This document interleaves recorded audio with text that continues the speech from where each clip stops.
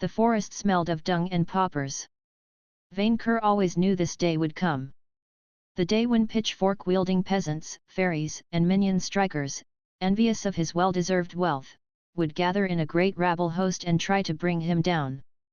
The Emperor of all knew that in this time of need, he would be called to serve as the final bulwark of dragon civilization against the forces of the rebellion. "Do you see him?" a pauper leading a small group of 3 manlings knights with swords asked. Vainqueur immediately recognized her as the Pegasus rider. The weather impaired them as much as it did the dragon himself, forcing his prey to advance against the snow. Each of them carried that strange ring of light above their heads. "I can't distinguish anything with this hailstorm, but I saw him crash nearby." These lawless savages had treacherously stolen his minion, isolating him from his master, and now they moved to encircle him. Time to show them which species won the class struggle. "Surprise attack!" Vainqueur declared as he squashed a knight into a bloody smear. Thanks to his blink-blink ring, he had managed to mesh with the snow, moving with the stealth of a cat between the trees. The magical shields Cornelia Stormwind had summoned made the manling much harder to chew than usual, but the dragon was hungry enough to make the effort. "We're under attack," the Pegasus rider shouted a warning while firing her lead weapon at random, only for Vainqueur to bite her in half. "How, invisible!" One of the few remaining manlings cursed, unable to distinguish Vainqueur. "He's invisible." "Dragons don't run invisible ambushes," the other replied. "They're dumb as bricks." Vainqueur twitched in anger. "I have 64 in intelligence," he corrected them, before tossing the manlings against trees with his tail, causing the plants to collapse on their back. Much to his frustration, the 4 annoyances popped back after death, albeit wounded. While they immediately attempted to retreat, Vainqueur blasted them with a fireball. His flames resisted the hail and spread to the trees. Vainqueur demolished Eric's team in the north. Cornelia's voice echoed through the trees and causing snow to fall from the leaves. "The golem will be there soon. Green boy, Drake, Witsy, ensnare him." Vainqueur snorted at those words, before noticing the ice drake rider flying above him, having traded his weapon for strange crimson rods whom he set alight. Unlike the dragon, his winged serpent didn't seem impaired by the hail. Vainqueur opened his mouth to blast him from below, but the rider dodged the attack. "Here," the cavalier shouted. The forest shook, as the roots of the trees sprung out of the ground and snow. These tendrils immediately attempted to ensnare Vainqueur, who burned them with his fiery breath. The drake rider above tossed his crimson rods to the ground near Vainqueur's location, each detonating as soon as they hit the ground or the dragon's flames. One of the blasts hit the dragon to the left, making his scales feel itchy. "You have taken weak damage." It reminded him of the grasshopper's wind spear, except much weaker. Worse, a magical circle appeared near Vainqueur on the ground, an enormous black sphere falling on it from above and causing a crater where it stuck. The paupers sniped him from afar. As the root attacks and bombardment grew more intense, Vainqueur let out a roar and charged through the forest to find a better battlefield, tossing trees to the ground and stepping on any manling unlucky enough to be on his path. Within minutes, Vainqueur exited the forest to reach the shores of a frozen lake, sliding on the ice surface before regaining his footing. The hail battered his scales and wings in the open field. "You are taking passive damage from the hailstorm." Vainqueur glanced around his location, rejoicing at the sight of his flames consuming the forest and turning the horizon black from the smoke. "To the lake!" Grasshopper Cornelia ordered, and soon enough, her pack emerged from the fiery forest to face Vainqueur on the battlefield. In total, 13 creatures came after him, the drake rider included. Vainqueur recognized mages, rogues, and knights among them, a true pack of adventurers united to die by his hand. Most were manlings, but they included elves, one dwarf, a beastling, and even a green-skinned, meaty orc. At the far end of the rear, Vainqueur noticed an elf woman with pale skin and blue hair riding a unicorn, wearing a heavy, bare fur mantle and an icy crown. She looked like the leader. And at her side, was a fairy in disguise. While he had taken the shape of a white-bearded manling wearing a crimson cloak and hat, Vainqueur recognized the frail-looking insect for a farmer. The creature gave him a crooked smile, playing a song with its pipe made of bone. Mel-Lin. Vainqueur recognized that abominable trickster. He should have known he was behind this rabble revolt. "Have you come to see the back of my hand again, Pied Piper? Dispel magic." A mage wearing symbol-covered robes pointed a finger at Vainqueur's direction, removing his invisibility. Many in the adventurer army gasped at the sight of his crimson scales. "He's huge," one of the mages, who dressed like a bedsheet ghost, gasped in awe of the dragon's majesty. "Od, don't stand there, summon an eidolon," the mounted elf ordered, revealing herself as Grasshopper Cornelia. "Why yes," the bedsheet ghost made strange movements, but Vainqueur reacted first. The dragon opened his mouth and attempted to burn the entire adventurer pack with fiery doom. Enhanced rune barrier, the symbol wizard reacted, creating a yellow, symbol-covered shield around the army. Although it cracked, the protection deflected Vainqueur's breath, much to his annoyance. The flames started melting the snow and ice nearby, albeit not enough to destroy the lake's surface. "Summon Snow Dancer." The bedsheet ghost finished his ridiculous dance, a white magical circle forming next to him. A lithe statue of ice with hair made of mist materialized within it. Superficially looking like an elf, the creature had blue crystal blades attached to her arms, and a white mask hiding her face. Thin strings linked her limbs to the bedsheet mage, like a puppet. "Minion!" Vainqueur shouted, eager to be reunited with his chief of staff. If they summoned reinforcements, so would the Emperor. "Minion! Get back here! He's calling Dalton!" Cornelia warned as the barrier dispelled, allowing her warriors and the ice creature to charge at Vainqueur. Ninjutsu, Seal Perk. A manling whose every patch of skin was covered in a black bodysuit made hand signs, and the dragon instantly felt weakened. "Your summon herald, Victor Dalton, has been sealed by Ninja Weeb. You will not be able to use that perk as long as Ninja Weeb stays on the field. Everyone, adopt the Vainqueur formation. The Rune Master stays behind and protects the buffers." Cornelia barked orders. "Cardinal, heal our tanks and damage dealers. Follow my strategy and we shall win." Her minions let out a shout of enthusiasm, while Vainqueur scoffed. He had crushed insect armies in the past, and he would do so again, even if he had to kill them twice. The adventurers divided into various groups to encircle Vainqueur. At the front, the dragon faced the Snow Dancer, a buff manling behemoth with a huge hammer, a knight whose bronze armor was covered with runes, and a dwarf dressed as a priest. The Drake Rider joined them, providing aerial support. Ninja Weeb and a pig-like orc smelling of herbs and dung moved to his left, while an elf bowman riding a horse flanked him to his right. Elfling Cornelia stayed at the rear, alongside Mel-Lin the Pied Piper, the Rune Master, a scantily clad catkin, the summoner, and a mage wearing a black cloak and a wizard hat. Spell Purge. Vainqueur activated his favorite perk and charged at Cornelia, ready to trample anyone in his path. The scantily clad catkin began to dance, the fairy played a song, and the Rune Master raised a barrier to protect the rear guard. Dancer Felix's Witch Cat Tango raised the magical power of the enemy mages. The front team intercepted Vainqueur, the hammer-wielding manling jumping at the dragon with his weapon raised. The dragon poked him out of the way, but surprisingly, the monkey survived the blow, crashing on the ice and quickly moving back to his feet. The Snow Dancer, sliding on the ice with incredible speed, sliced at Vainqueur's ankle and quickly avoided a counterattack. Frostblade inflicted a super effective hit. "You have taken medium frost damage. Weifu no Raiden." Ninja Weeb joined his hands to make a strange sign, firing a lightning bolt at Vainqueur, while the orc breathed a storm of petals. The dragon's scales deflected both attacks, the Emperor instead backhanding the Bronze Knight. "Can't pierce the dragon's defense.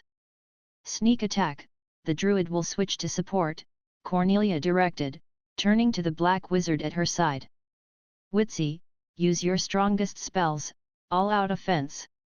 Lesser Demon Bane. Vainqueur cast at the snow dancer as she moved to attack again, hitting her. Both the creature and its summoner stumbled, making Vainqueur wonder if the latter possessed his minion. Before he could move to finish it off, the bowman rider fired an arrow at him from the side, while the drake rider prepared to throw more bombs.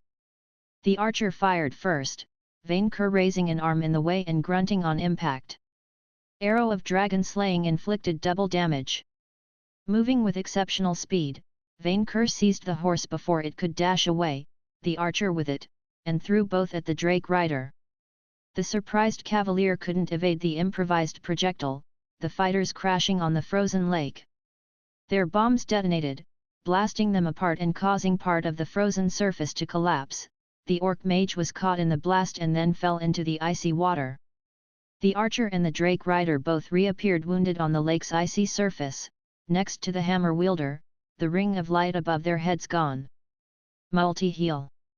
The dwarf priest extended his hands, unleashing a pulse of golden energy around himself.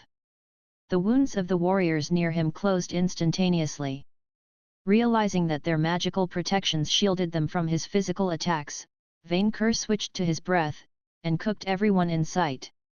His breath incinerated the drake rider, the archer, and the barbarian, killing the first two and causing the third to run around screaming in pain. The dwarf managed to dodge, while the snow dancer and the bronze knight hammered at his legs with their needling attacks. Enlightened, Vainqueur tossed the bronze knight into the open crack in the lake, watching him struggle to stay afloat before sinking. Witsy the black wizard finished casting a spell, throwing a sinister sphere of black energy over the protective barrier, the projectile hitting Vainqueur in the back. His whole body had begun to feel itchy, but not as much as it did when he fought more. You have taken medium unholy damage. You have lost 25% of your HP. The druid and the rune knight haven't resurfaced, boss, the catkin dancer panicked. He's tearing us apart. We're down half the team, the summoner panicked, while Vainqueur kept trying to incinerate his icy minion. And what is Hilda doing? She should have killed the lackey already. Knightsbane has lost more than 1000 HP and cannot regenerate. Cornelia shouted, as if it was something to boast about, only the fairy didn't panic, happily playing his pipe amidst the chaos. Keep whittling him down. It's life or death. Yours. Vainqueur taunted them back, in between two fiery attacks. Ninja Weeb, who had slipped past his notice, reappeared to leap at the dragon, sword in hand. Sayonara, reptile. The blade connected with Vainqueur's head. And shattered. The manling barely had the time to choke at his incompetence, before Vainqueur bit him in half. He reappeared a few feet away, but Vainqueur didn't mind. He tasted like fish food, and couldn't wait to eat him again. Invincible, the dragon boasted, cheering himself up. Vainqueur, Vainqueur, Vainqueur. Then the ground shook, as a new challenger stepped out of the forest. Vainqueur turned to face the new suicidal adventurer and found himself facing a golem instead. A huge golem, almost as big as the dragon himself. A mechanical titan in heavy, knight-like plate armor, the automaton wielded a long sword as long as his own tail and a rounded shield with a strange hole at its center. Its face was a skull-shaped helmet, meant to intimidate manlings, and it stank of fairy work. That is the best challenge you fairies can provide. Vainqueur scoffed. He hoped he would get a good treasure out of killing this walking tin can. The golem ignored his words and charged at him, its shield raised. The dragon responded by humming and then blasting it with dragon fire, and it kept going. Vainqueur's eyes widened in shock, as he increased his output, yet the golem kept charging, the shield deflecting the flames. A mighty thunderbolt hit Vainqueur from behind, making him stumble and interrupting his attack.